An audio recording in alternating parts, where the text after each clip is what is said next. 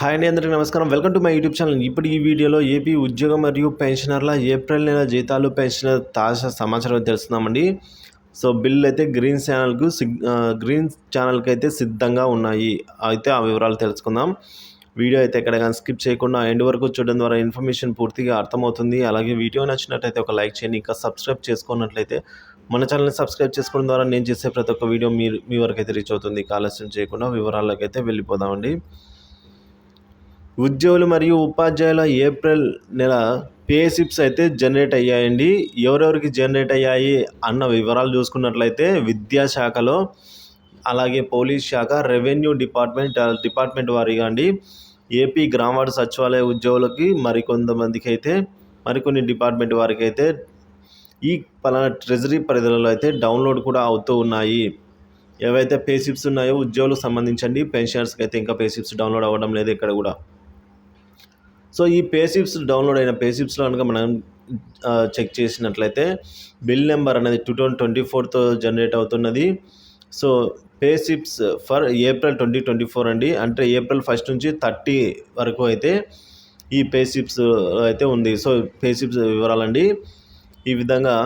మనం ఇక్కడ పెరిగిన డిఏని కూడా గమనించవచ్చు. ఏదైతే పెరిగిన డిఏ క్యాష్ రూపంలో చెల్లిస్తామని చెప్పారో ఏప్రిల్ 1 నుంచి, సో ఆ పెరిగిన డిఏ అమౌంట్ కూడా ఇక్కడైతే మనము చూడవచ్చండి. సో అలా లేని పక్షంలో మీరు మీ డీడీ వారికి మీ ట్రెజరీ పరిధిలో అయితే కంప్లీట్ చేయవలసి అయితే ఉంది. ఇక కొత్త డిఏతో 3.64% పెరుగుదలతో అయితే ఈ పే స్లిప్స్ అనేది డౌన్లోడ్ అవుతూ ఉన్నాయి. అదొకటి గమనించగలరు. ఇక పెన్షనర్స్ కానీ, సర్వీస్ పెన్షనర్స్ కానీ, ఫ్యామిలీ పెన్షనర్స్ కానీ ఏపీలో ఈ విధంగా పే స్లిప్స్ అనేవి ఇంకా ఎక్కడ డౌన్లోడ్ అయిన దాఖలాలు లేవు. సో ఇంకా డౌన్లోడ్ అయితే పెన్షనర్లకి పే స్లిప్స్ డౌన్లోడ్ కావడం లేదు. ఇంకా ఇప్పుడిప్పుడే ఎస్టీఓ గారి అప్రూవల్ కూడా పొందినాయని కొన్ని బిల్స్ అయితే ఉద్యోగులకు సంబంధించి బిల్లులు కొన్ని గ్రీన్ ఛానల్ అంటే వెయిటింగ్ ఫర్ ఫండ్ క్లియరెన్స్కు కూడా చేరుకుంటున్నాయి. ఉద్యోగులకు సంబంధించిన ఏవైతే బిల్లు ఉన్నాయో డీడీఓ గారు అప్రూవ్ చేసినవి అవన్నీ ఎస్టీఓ గారు కూడా కొన్ని బిల్లులను అప్రూవ్ చేయడం జరిగింది. ఆ బిల్లులన్నీ కూడా ఇప్పుడు వెయిటింగ్ ఫర్ ఫండ్ క్లియరెన్స్ స్టేజ్లో అయితే ఉన్నాయి.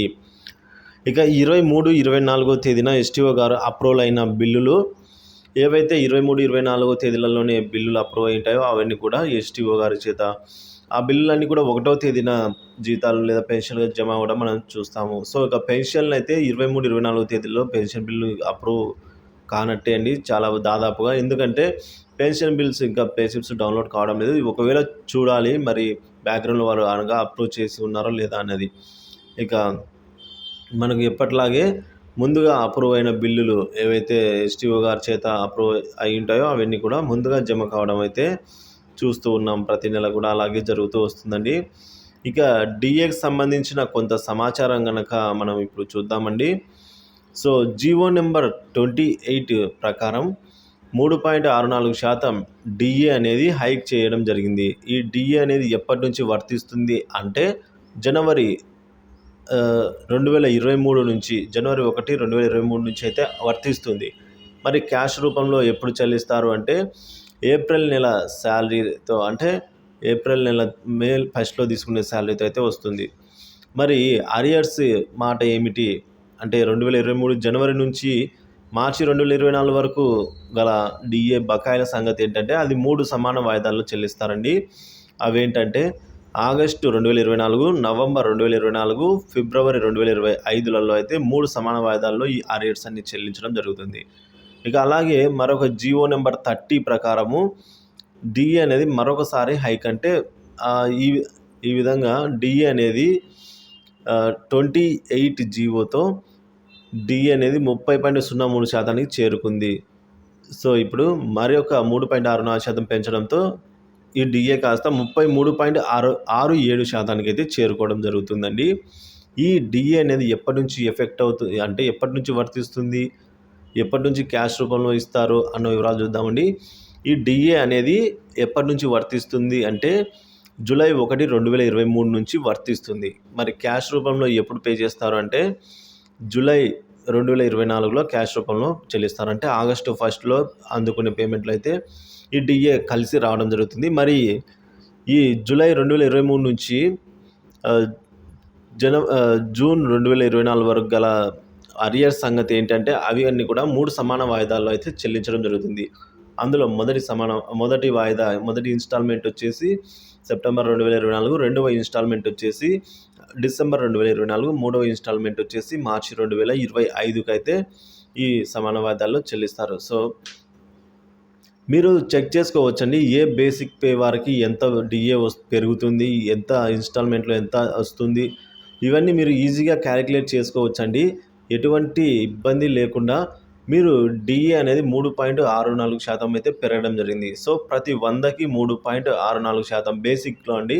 మీకు బేసిక్ ఎంత ఉంటే అందులో ప్రతి 100కి రూ. 3.64 అంటే రూ. 3.64. అదే రూ. 1000కి చూసుకున్నట్లయితే రూ. 34.60 అంటే రూ. 36.04 40 పైసలండి. ఇక ప్రతి రూ. 10,000 బేసిక్ చూసుకున్నట్లయితే ఒక నెలకి రూ. 364 అయితే జమ కావడం జరుగుతుంది. సో దీన్ని బట్టి మీరు ఈజీగా క్యాలిక్యులేట్ చేసుకోవచ్చండి. డిఏ టేబుల్ ఇవన్నీ కూడా అవసరం లేదు. సో మీ బకాయిలు కూడా ఎంత వస్తుంది ఏమిటన్న పూర్తి వివరాలు ఎలా చేసుకోవాలంటే సింపుల్ క్యాలిక్యులేషన్ అండి. సో ప్రతి నెల మీ బేసిక్ ఎంత ఉందో, సో ప్రీవియస్ మంత్స్ అన్నీ కూడా మీ బేసిక్ ఎంత ఉందో దానికి ఇంటూ 3.64 డివైడెడ్ బై 100 చేస్తే ఏ నెలకు ఆ నెల వస్తుంది. సో అట్లా అన్ని నెలలు కూడగా వచ్చిన దాన్ని మొత్తం టోటల్ని 3 సమాన వాయిదాల్లో డివైడెడ్ బై 3 చేస్తే 3 సమాన వాయిదాలు వస్తాయి. సో ఈ విధంగా ఒక్కొక్క ఇన్‌స్టాల్‌మెంట్‌కి ఎంత వస్తుందని కూడా ఈజీగా మీరు తెలుసుకోవచ్చండి. ఏమైనా డౌట్స్ ఉంటే కనుక కామెంట్ చేయండి. ఇక మరొక బిగ్ అలర్ట్ అండి. లాస్ట్ ఇయర్ ఇక లాస్ట్ డేట్‌కి 6 రోజులే ఉంది బిల్స్ అప్లోడ్ చేయడానికి. సో కాబట్టి డీడీఓలు వీరంతా కూడా ఎలక్షన్స్ ఇప్పుడు మూమెంట్ కాబట్టి కొద్దిగా బిజీగా ఉన్నారు. మీరు ఒకసారి మీ బిల్‌ను మీరు కూడా ఒకసారి చెక్ చేసుకోండి. వాళ్ళే అప్లోడ్ చేస్తారన్నట్టు కాకుండా మీరు కూడా మీ లాగిన్ అయ్యి ఈ సిఎఫ్ఎంఎస్ ఐడితో నిధి యాప్‌లో లాగిన్ అయ్యి లేదా నిధి పోర్టల్‌లో లాగిన్ అయిన తర్వాత మీకు మీ బిల్లు స్టేటస్ అనేది కనిపిస్తుందండి. సో అక్కడ మీ బిల్లు డీడీఓ వారు సబ్మిట్ చేశారా లేదా అని అయితే చెక్ చేసుకోండి.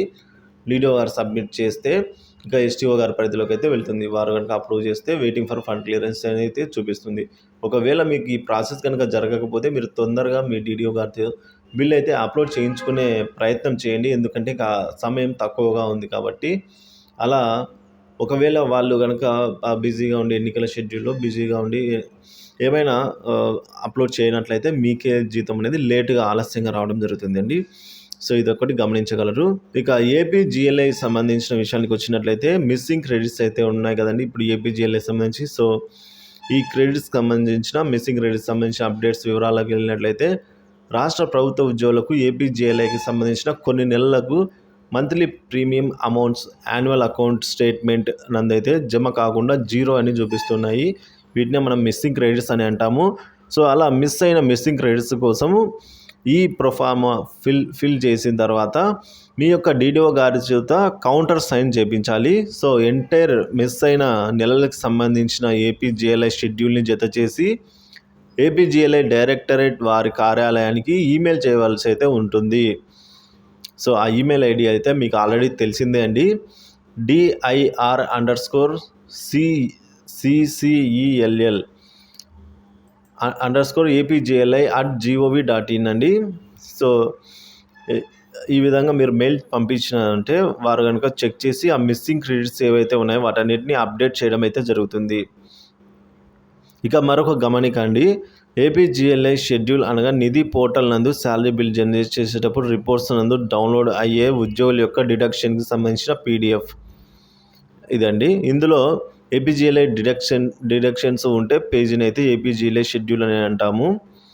సో అసలు missing credits CPS and APGLI ఎందుకు వస్తాయి అన్న వివరాలకు వచ్చినట్లయితే ఈ మిస్ క్లారిఫికేషన్ అంటే జీతంలో ఒక రికవరీ అయిన మొత్తం ఏపీజీఎల్ఐకి కాకుండా వేరే పద్ధతులకు జమ కావడం అండి. ఇది డీడీఓ బిల్ సబ్మిట్ చేసే సమయంలో తప్పుగా క్లెయిమ్ చేయడం లేదా దానిని ట్రెజరీలో కూడా అబ్జెక్ట్ చేయకపోవడం జరిగితే ఈ పరిస్థితి ఏర్పడుతుంది. ఈ సమస్య వచ్చినప్పుడు దానికి సంబంధించిన డీడీఓ ఏఎం ప్రపోజల్ ట్రెజరీకి అయితే సబ్మిట్ చేస్తే వాటిని ఏజీ కార్యాలయానికి పంపి ఆమోదం తీసుకొని సరిచేస్తారండి. ఆ వివరాలు ఏపీజీఎల్ఐకి పంపితే వారు మన పాలసీకి జమ చేస్తారు.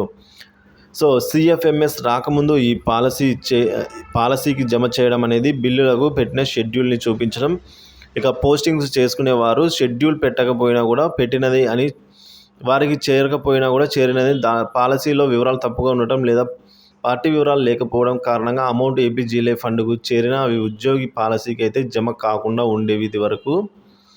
సో అందువల్ల ఈ సమస్యలు అయితే ఏర్పడుతూ ఉండేవి. సో ఇక్కడ 2018కి ముందు మాన్యువల్ విధానంలో పోస్టింగ్ జరిగేవి. ఆన్లైన్లో డేటా ప్రొవైడ్ చేయడం అంత సులభమేమి కాదు. మొదటి కేసులో అసలు ఏపీజీఎల్ఐ వారికి చేరదు. రెండో కేసులో వాళ్ళకి చేరినా కూడా అమౌంట్ ఎవరికి చేరిందో అనేది కూడా సస్పెన్స్లో ఉంటుంది, తెలియకుండా ఉంటుంది.